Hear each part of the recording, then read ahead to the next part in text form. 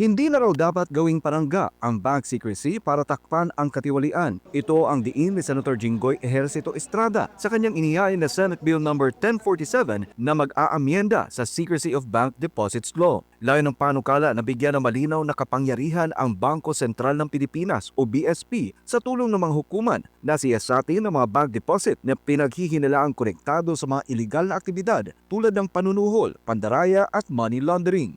Sa ilalim ng panukala, hindi naman basta-basta makakasilip ang BSP sa mga account. Kailangan munang may sapat na batayan na may nagaganap o naganap na seryosong irregularidad at dapat ay aprobado ng Monetary Board ang anumang investigasyon. May mga safeguard din laban sa posibleng pang-aabuso. Hindi pwedeng magbukas ng bank accounts sa panahon ng eleksyon upang hindi ito magamit laban sa sinumang kandidato. Protektado rin ang mga depositong naipon bago pa ipatupad ang batas at ang mga resulta ng pagsusuri ay hindi rin maaring basta ibunyag sa publiko maliban na lamang kung kailangan para sa pagsasampa ng kasong kriminal. Saklaw naman ng panukala ang parehong peso at foreign currency deposits upang matiyak na walang tatakasan ang perang galing sa katiwalian o krimen.